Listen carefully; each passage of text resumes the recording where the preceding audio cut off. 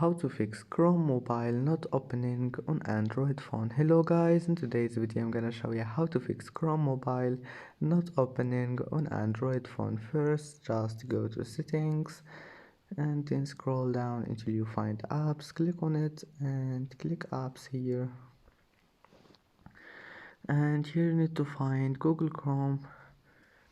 Just type here Chrome and you will find it. Click on it and then click force stop and go to storage. Now just click clear cache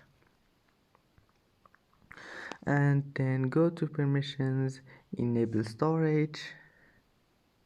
If you want to enable it, just click on it and click allow, and that's it. Now if that doesn't fix your problem, come back here, go to Chrome storage and then just click manage storage and clear all data. Click on it and click OK, and your problem will be fixed. And that's it for today's video. Don't forget like and subscribe, and see you in the next video.